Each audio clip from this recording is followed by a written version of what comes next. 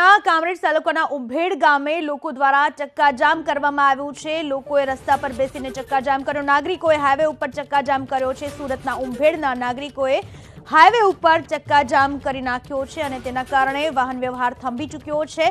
લોકો હાઈવે બનાવવાની બ્રિજ બનાવવાની માંગ ઉપર અડગ દેખાઈ રહ્યા છે। સુરતના ઉંભેડના નાગરિકોએ આ રીતે ચક્કાજામ કર્યો હોવાના સમાચાર સામે આવ્યા છે અને વિરોધ નોંધાવવામાં આવી રહ્યો છે। ઓવરબ્રિજ બનાવવાની માંગ સાથે મહિલાઓએ હાઈવે પર ચક્કાજામ કર્યો। અનેક અકસ્માતો છતાં પણ ઓવરબ્રિજ ન બનતા ચક્કાજામ। મુંબઈ અને અમદાવાદ હાઈવે પર ઉંભેડ પાસે ચક્કાજામ। સુરતના કામરેજ તાલુકાનું છે આ ઉંભેડ ગામ, જ્યાંથી પસાર થાય છે હાઈવે અને અકસ્માત ઝોન સાબિત થઈ રહ્યો છે। ઉંભેડમાં આવેલી હાઈવે કટ પર અત્યાર સુધી 20 થી વધુ લોકોના અકસ્માતમાં મૃત્યુ થઈ ચૂક્યા છે।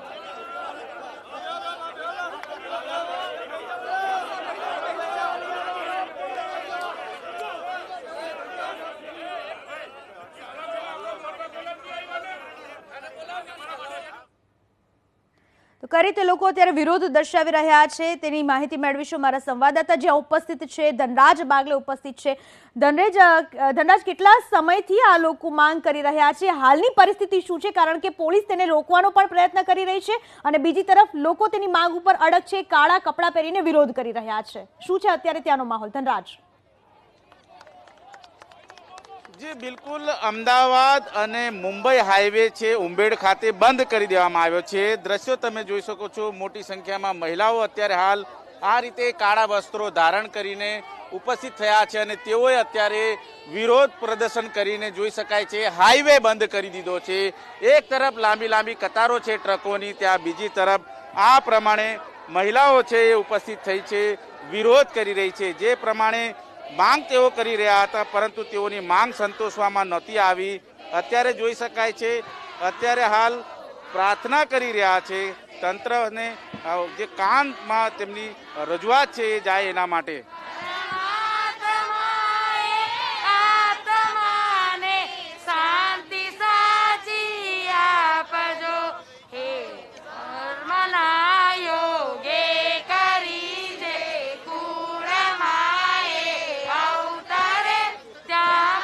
શું માંગણી છે તમારી? કઈ રીતે વિરોધ પ્રદર્શન કરી રહ્યા છે? રોડ પર બેસવાની શું જરૂર પડી? રોડ પર બેસવાની જરૂર પડી કારણ કે આ જ રોડમાં અમારા સ્વજનો અકસ્માત થાય છે। અહીંયા તો અમે અહીંયાથી જ એનું જે હોય તે નિરાકરણ જોઈએ અમને। તો રોડ પર બેસીને જ માંગીએ ને, માંગણી અમારી અહીંયા ત્યાં બેસા કઈ વાંધો નહીં। તમે જોયું છે ક્યારના હતા તમે એ લોકો ખાલી અમને આશ્વાસન આપે છે, તો અમે અહીંયા આવીને એમના માટે શાંતિ પ્રાર્થના પણ કરી અને અહીંયા જ આવીને અમે માંગીએ ને એના માટે નિરાકરણ। આ રોડ પરથી થાય છે અકસ્માત, તો ક્યાં જવું અમારે બેસવા? કેટલા સમયથી માંગણી કરી રહ્યા હતા તમે? કેટલા વર્ષથી અમે માંગણી કરી રહ્યા છે ઓવરબ્રિજ વિશે। છેલ્લા 10 વર્ષથી 10 વર્ષમાં તો ઘણા અકસ્માત થયા છે। કોઈ છોકરાના બાપ ગુમાવ્યા છે, કોઈ છોકરીની માં ગુમાવી છે, ઘણાના કઈ વૈરું નથી તો પણ ઘરમાં નાના છોકરા બાપ વગરના પર થઈ ગયા છે। ઘર પણ એના પર ચાલતું હોય તો એ લોકોનું શું થાય? આખું ઘરનું ગુજરાન જ એ લોકો પર ચાલતું હોય છે। તો છેલ્લા 10 વર્ષથી કોઈ પણ નિકાલ આવ્યો નથી ઓવરબ્રિજનો, કે આજે બનાવશું કાલે બનાવશું, આમ જ ચાલે છે બસ। જોઈ શકાય છે સૌથી પહેલા તમે જોઈ લેશો આ પ્રમાણે ચુસ્ત પોલીસ બંદોબસ્ત ગોઠવવામાં આવ્યો છે અને આ બંદોબસ્તની વચ્ચે આ તમામ જે વાહનો છે મુંબઈ અમદાવાદ નેશનલ હાઈવે બંધ થઈ ચૂક્યો છે। કામરેજના ઉંભેડ ખાતે આ રીતે વિવિધ માંગો સાથે તોએ રજૂઆત કરી હતી પરંતુ રજૂઆત સાંભળવામાં નહીં આવતા જોઈ શકાય છે 5-5 કિલોમીટર લાંબી કતારો છે વાહનોની લાગી ચૂકી છે।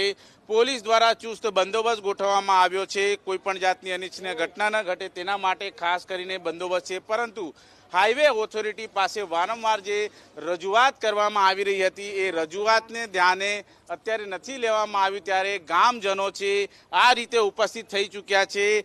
હાઈવે ઉપર ચક્કાજામ તેઓએ કરી લીધો છે અને આ પ્રમાણે જોઈ શકાય છે તમામ પોલીસ બંદોબસ્ત વચ્ચે આ માહોલ છે ઉંભેડનો। ઉંભેડ ગામ ખાતે આ રીતે તમામ ગામના લોકો, ઉંભેડ ગામ સહિત કુલ 5 જેટલા ગામના લોકો છે એ ગામના લોકો અત્યારે હાલ ઉપસ્થિત થયા છે અને જોઈ શકાય છે હાઈવે ઓથોરિટીને અત્યારે હાલ રજૂઆત કરવામાં આવી છે અને આ પ્રમાણે તેઓ અત્યારે ઉપસ્થિત થયા છે। વિરોધ કરવામાં આવ્યો છે. વિવિધ માંગણીઓ તેઓની અત્યારે હાલ રાખવામાં આવી હતી અને તેઓની માંગણી છે એ અત્યારે હાલ સમજાવવામાં આવી છે. શું રજૂઆતો થઈ તમારી? અને આ અહીંયા ઘણા બધા જે અકસ્માતો થયા છે એ અકસ્માતો નહીં થાય અને વર્ષો જૂની માંગણી છે 2015થી આ ઓવરબ્રિજ અહીંયા બને એ માટેની સરકારમાં રજૂઆતો કરવામાં આવી હતી. અગાઉ કોઈ યુનિક નામની કોઈ કંપનીને આનો કોન્ટ્રાક્ટ આપવામાં આવ્યો હતો, પરંતુ અન્ય કારણોસર રીટેન્ડરિંગ કરીને આ પ્રક્રિયાનો આરંભ ન કર્યો એ દુઃખદ બાબત છે. હવે નેશનલ હાઈવે ઓથોરિટીના અધિકારીઓ દ્વારા એવું કહેવામાં આવ્યું છે કે 15 દિવસની અંદર અમે એટલે કે 14મી જાન્યુઆરી પહેલા વર્તમાન પત્રોની અંદર આ અંગેનું અમે ટેન્ડર બહાર પાડીશું અને આ પ્રક્રિયાઓ પૂર્ણ થતાં 60 દિવસનો સમયગાળો લાગે છે. એટલે કે 60 દિવસ પછી અમે ચોક્કસ પ્રકારે અહીંયા ઓવરબ્રિજનું કામનો આરંભ કરી શકીશું. આ ઓવરબ્રિજ બને તે પહેલા કેટલાક નાના પ્રશ્નો આજુબાજુની વિસ્તાર અને આ ગ્રામજનોના જે હતા એ નેશનલ હાઈવે ઓથોરિટી સમક્ષ મૂકવામાં આવ્યા છે.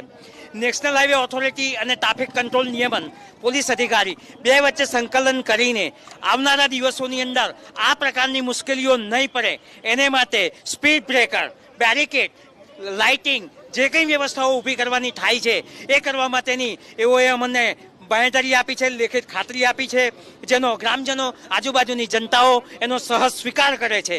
પરંતુ આવનારા દિવસોની અંદર જો આ જે માંગણીઓ છે અને આ જે જન આક્રોશ આપણે મીડિયાની અંદર તમે જોઈ શકો છો, તમે જે કવરેજ કર્યું છે એની અંદર જો નહીં થશે તો 15મી તારીખે સવારે 9 વાગે આના કરતાં બુલંદ અવાજે જન આંદોલન કરવામાં આવશે એવી સમગ્ર આ વિસ્તારની જનતાનો પડઘો આપણે જોઈ શકો છો. હા, બીજો એક ગ્રામજનો દ્વારા આજુબાજુના 35 ગામોનો એક અવાજ આપવામાં આવ્યો છે. અમે નેશનલ હાઈવે ઓથોરિટીનું ધ્યાન પણ દોર્યું છે કે આવનારા દિવસોની અંદર સ્થાનિક સ્વરાજ્યની જે ચૂંટણીઓ આવવાની છે એને માટેનું જાહેરનામું બહાર પડે અને તમે અમને એવો જવાબ આપશો કે અત્યારે હવે આચારસંહિતા છે, એટલે અમે એવું સ્પષ્ટપણે જણાવી દીધું છે કે 14મી જાન્યુઆરી પહેલા ટેન્ડરિંગની કોઈ પણ પ્રક્રિયા કોઈ પણ એન કેન પ્રકારે તમે વર્તમાન પત્રની અંદર જાહેર કરો, જેથી કરીને આની અંદર આપણને કોઈ પણ પ્રકારની અડચણ નહીં પડે.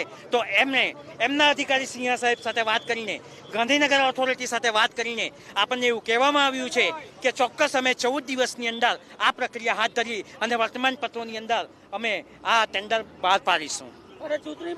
અને આજુબાજુની જનતાઓ દ્વારા એવા આક્રોશ સાથે જણાવવામાં આવ્યું છે કે જો આ પ્રક્રિયાને ખોરંભે ચડાવવામાં આવશે તો આવનારી ચૂંટણીઓની અંદર તાલુકા પંચાયત, જિલ્લા પંચાયત જે કંઈ સ્થાનિક સ્વરાજ્યની ચૂંટણીઓ આવવાની છે એનો અમે સંપૂર્ણપણે બહિષ્કાર કરીશું એવો જન આક્રોશ અહીંયા આપણે જોઈ શક્યા છીએ.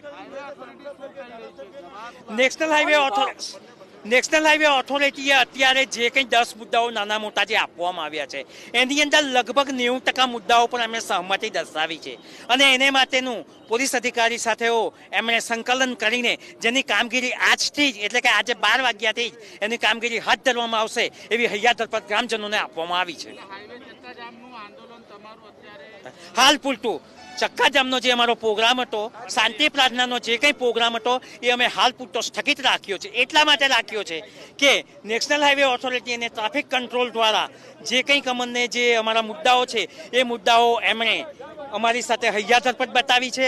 જે કામ છે નેશનલ હાઈવે ઓથોરિટી દિલ્હી અને ગાંધીનગર એ બે વચ્ચે પરામર્શ કરીને જે ટેન્ડરની જે પ્રક્રિયા છે એ અધિકારીઓ સાથે લાઇઝનિંગ કરી એમણે એમના અધિકારી જે અગ્રવાલ સાહેબ અહીંયા ઉપસ્થિત છે એમને એવું સૂચવવામાં આવ્યું છે કે આ કામ આપણે ચોક્કસ 14 દિવસની અંદર ટેન્ડર બહાર પાડીશું. નિવડો નહીં આવે તો 15મી તારીખે 9 વાગે આનાથી ઉગ્ર જલદ જન આક્રોશ અહીંયા વ્યક્ત કરવામાં આવશે. 15મી જાન્યુઆરી અત્યારે આ પ્રમાણે જે વિરોધ છે એ દર્શાવવામાં આવ્યો હતો. બાંહેધરી મળતાની સાથે જ અત્યારે હાઈવે છે ફરીથી એક વખત શરૂ કરવામાં આવ્યો છે અને આ પ્રમાણે જે ચક્કાજામની સ્થિતિ હતી ત્યારે પોલીસ બંદોબસ્ત ખાસ રાખવામાં આવ્યો હતો અને આ પોલીસ બંદોબસ્તમાં તમામ એ જવાનોને અત્યારે હાલ સંમિલિત કરવામાં આવ્યા હતા. હાઈવે અત્યારે હાલ ફરીથી એક વખત શરૂ થઈ ચૂક્યો છે અને બાંહેધરી જે પ્રમાણે મળી છે 90% જેટલા મુદ્દાઓ છે તેમના સંતોષવામાં આવ્યા છે. 10% મુદ્દા ઉપર અત્યારે હાલ તંત્ર સાથે અત્યારે હાલ મડાગાંઠ ચાલી રહી છે. જે બેરિકેડ્સ લગાવવાનું કામ હોય, રબર બેન્ડ લગાવવાનું કામ હોય એ તમામ કામોનો પ્રારંભ કરવામાં આવશે અને આ પ્રમાણે જે હાઈવે ઓથોરિટી દ્વારા જે તમામ વાતો અત્યારે હાલ કરવામાં આવી છે, તમામ વાતોને ધ્યાનમાં રાખીને ફરીથી એક વખત હાઈવે છે એ ધમધમતો થઈ ચૂક્યો છે અને અત્યારે જે પ્રમાણે માહિતી મળી રહી છે તે મુજબ અધિકારીઓ પણ ઉપસ્થિત થયા છે અને અધિકારીઓ પણ અત્યારે ગ્રામજનોને સમજાવવામાં તેઓ સફળ રહ્યા. કઈ રીતે સફળતા મળી છે, તમને કઈ રીતે સફળતા મળી છે અત્યારે ગ્રામજનોને સમજાવવા માટે? બધાને પ્રેમથી સમજાયા છે અને બધા માની પણ ગયા છે અને આગળ કાર્યવાહી ચાલુ થશે બ્રિજની એવી રીતના છે. પોલીસ બંદોબસ્ત કઈ રીતે રાખવામાં આવ્યો? અધિકારીઓ છે ઉપસ્થિત છે, ડીવાયએસપી સાહેબ આપણે ઉપસ્થિત છે. સાહેબ, જનતાને સમજવામાં કઈ રીતે સફળતા મળી છે, તમને કઈ રીતના બંદોબસ્ત હતો? ઉંભેડ ગ્રામ પંચાયત અને એની આજુબાજુના ગામડાનો જે ઓવરબ્રિજ તથા એ અકસ્માત બાબતેનો પ્રશ્ન હતો તેનું હાલ નેશનલ હાઈવે ઓથોરિટી નજીકના જ ભવિષ્યમાં જે 10 મુદ્દા છે, 10 પ્રશ્નો છે એનું નિરાકરણ લાવશે. જે ઓવરબ્રિજનો પ્રશ્ન છે, ઓવરબ્રિજનો પ્રશ્ન 15 દિવસમાં ટેન્ડરની જાહેરાત આપી અને એનું કામ કેવી રીતના ઝડપથી આગળ થાય એ અંગે આયોજન પણ કરેલ છે. પોલીસની પણ પ્રશંસનીય કામગીરી છે. કોઈ પણ જાતની અનિચ્છનીય ઘટના ન થાય તેના માટે આ તમામ વ્યવસ્થાઓ પોલીસ દ્વારા કરવામાં આવી હતી. જોકે ચક્કાજામ જરૂર કરવામાં આવ્યો. ચક્કાજામ થતાની સાથે જ હાઈવે ઓથોરિટી અહીં આવી પહોંચી અને ત્યારબાદ તમામ જે મુદ્દાઓ હતા એ 90% જેટલા મુદ્દાઓ પર સહમતિ દાખવવામાં આવી અને આ પ્રમાણે અત્યારે હાઈવે છે ફરીથી એક વખત અત્યારે શરૂ થઈ ચૂક્યો છે.